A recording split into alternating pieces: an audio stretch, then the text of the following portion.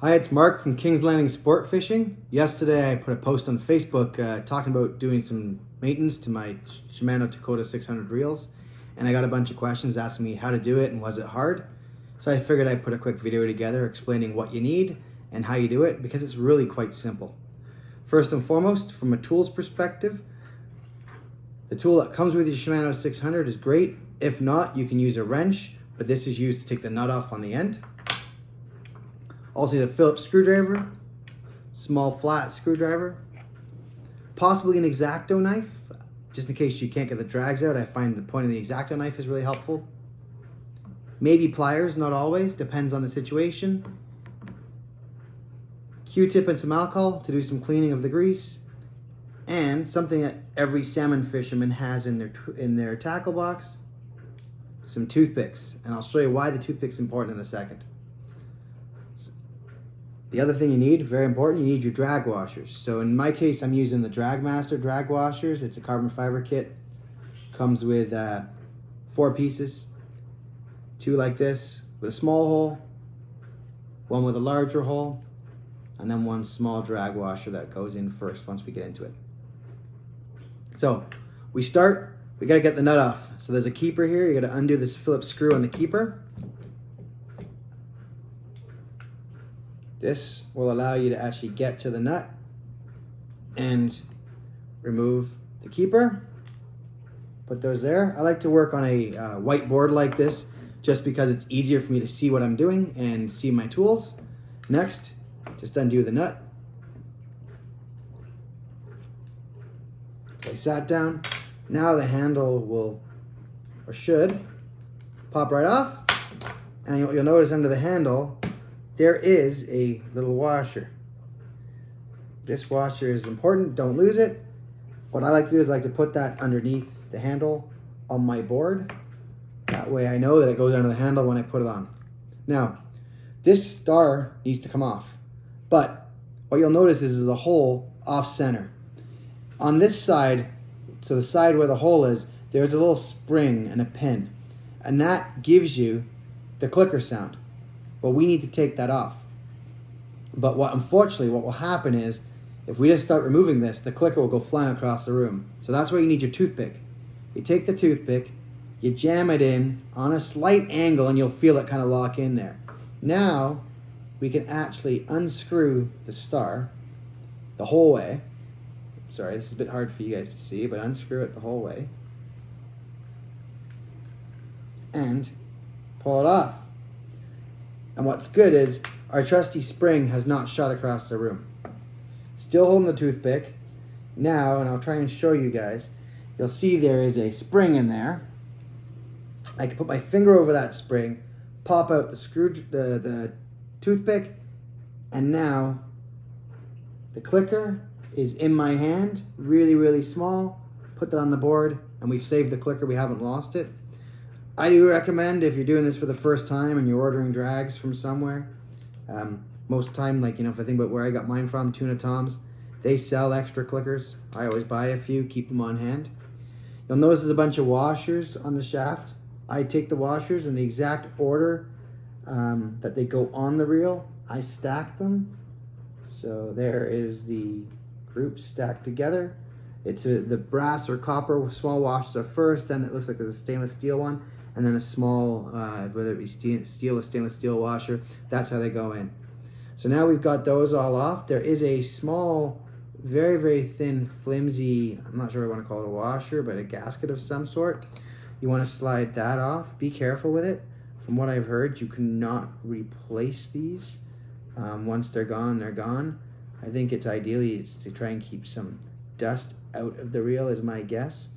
Bit difficult to get off, but you'll see I'm sliding it out of the way here. I'm trying to be careful with it.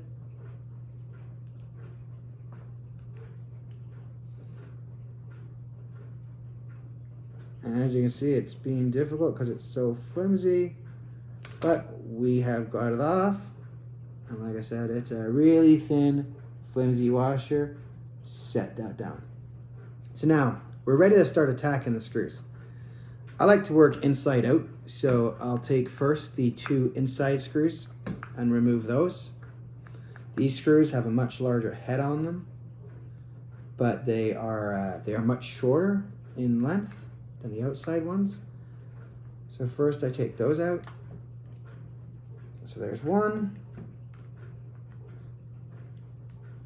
And the second one here, just spin them off.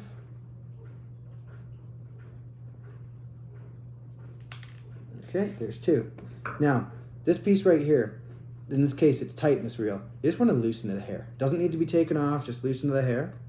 Now we can start to unscrew all of the screws on the outside. There's 4 of these, so I think you can see me undoing those there. Okay, so I've loosened them all. As soon as I've loosened them all, you can start to see the cap here wants to pop off.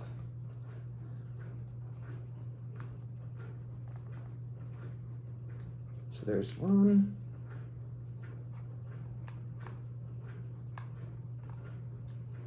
2.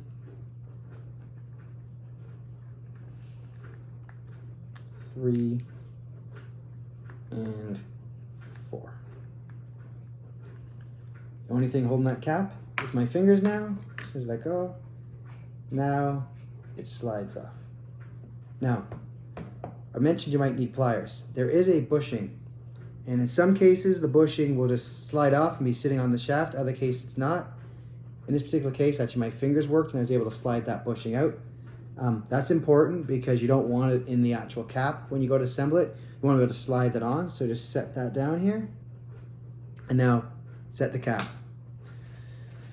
So now here's the look at the reel. So there's a couple of springs. Don't lose these. You don't need to take them off, but don't lose them. And this is the shaft, and this is your essentially drag washer assembly. So when I take this off, I try to lay it in reverse order. So as I take them off, stack them down, so that way it goes back together that way. So first things first, we've got this. It looks like a stainless steel washer of sorts. It's almost like the cap washer. Take that, set it down. Now you'll see there's the factory drag. And I tell you, as soon as you start looking at the factory drags, you'll realize why the carbon drags are far better. So take that. I do set those on top. We're gonna throw them away, but that's my way of making sure I put everything back together in the right order. Now there's almost like a locking washer. It's got these little tabs on it. Put that down. Now there is another drag. Again, take that, put that down. You've got another one of another washer of sorts. That's it's almost keyed, so it goes on the. There's a round shaft, but it's got some square parts to it. It's keyed, so it goes on. Take that, and now what you'll notice is there's the last drag washer. This is the one that can sometimes be difficult. This one just popped out. Sometimes you need your X-Acto blade. Take that out. So some people think you're done here. There's actually one more washer, and it's underneath this, call it wheel assembly.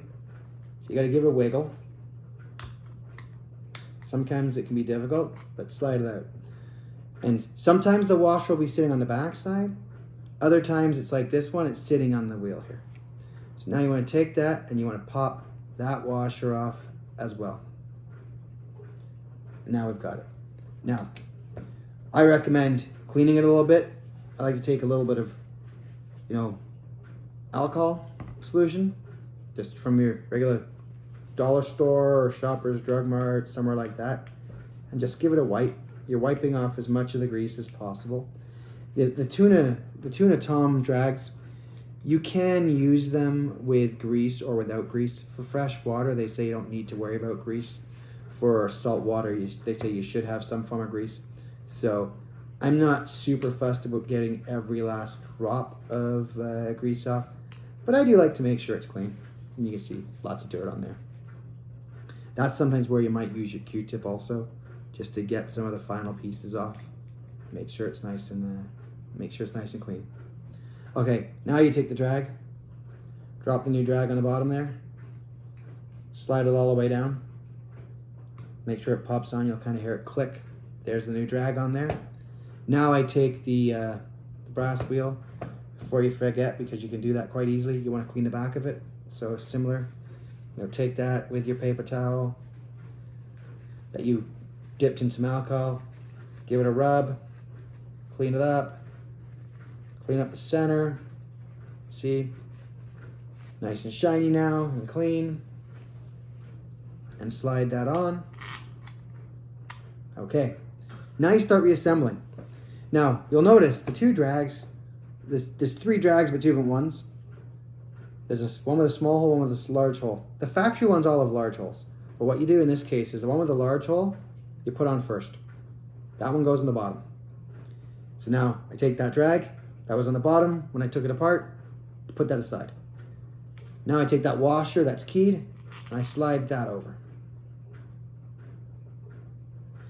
Now take the drag, and again, want to make sure these are clean. They're actually very clean. There's no grease at all on them. Now put my next drag on. Now we've got that center washer with the tabs. It's got a little bit of grease on, so give it a rub. Again, this is my damp paper towel with 50-50 alcohol. Slide that back over. Now I want my last washer. Slide that one on. Take the old washer out of the way. Take that final cap. Drop it on. There's your drag washer pack put back together. Now I talked about that bushing. There's that bushing. You'll see it's got a weird key on the bottom. You take that, you slide it in. You'll notice there's actually two grooves. And it slides right in there. So now we take that. Now we're almost ready to put the cap back on. So I like to kind of visualize in my head where this goes. So that way when I do slide it on, there's very minimal massaging per se. So I'm taking that, sliding it down, and bang, they're locked in right into position. Hold it there because if you let go, it will pop. Now what I like to do is I like to get one screw in just so it's holding together. So take whatever screw you like that makes it easy and put a screw in. There you go. Now it's holding. It's not going to pop off. Now I'll proceed with putting in all the rest of the screws. Like so.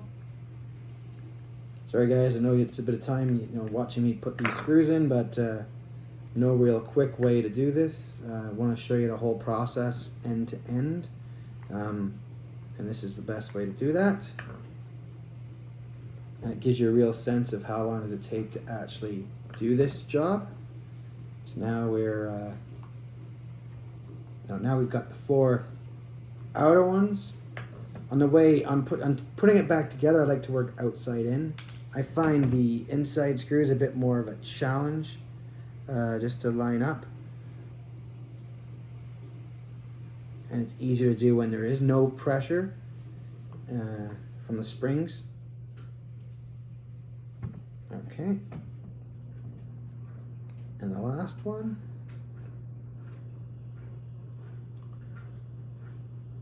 Put the last screw in.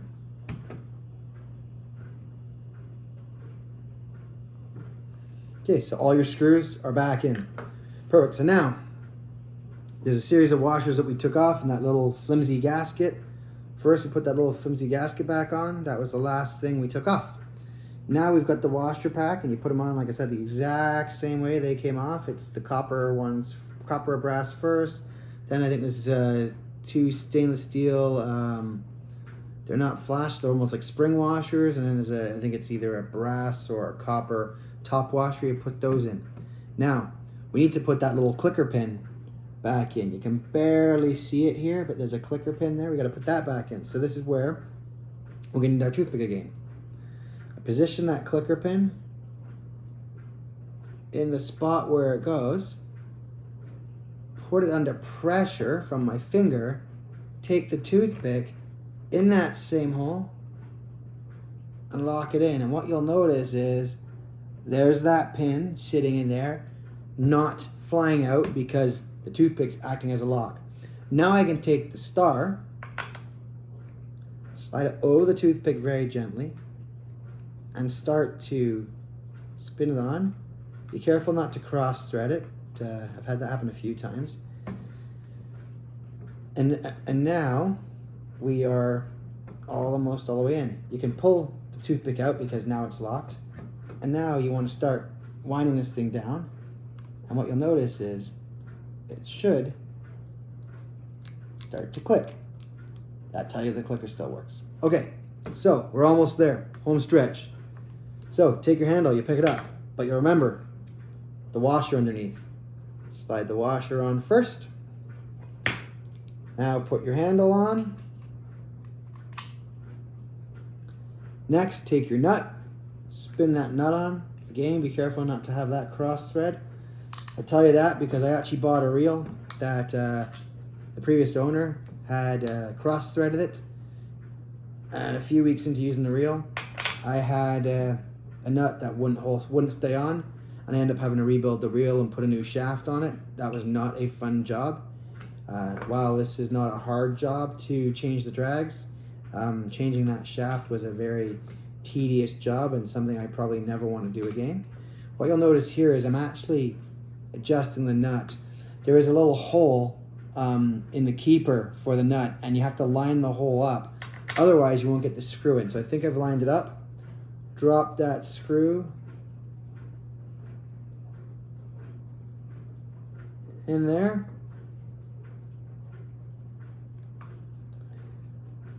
Fasten it down.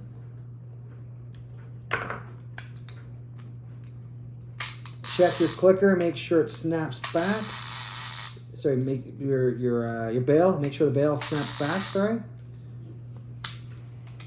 Everything seems to work. This reel doesn't have any line on it, but as you can see, I'm gonna be able to slip the drag because it's loose, tighten it up, and now I can't, it spins.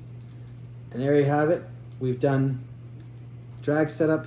This now has DragMaster carbon fiber drags, this Tekota 600, and we're good to go.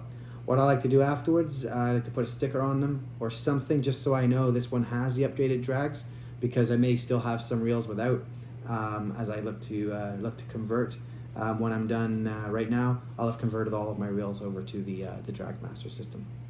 Hopefully you find that beneficial, and feel free to follow us on this YouTube channel or visit King's Landing Sport Fishing on Facebook. Good luck, and I hope you have a great season.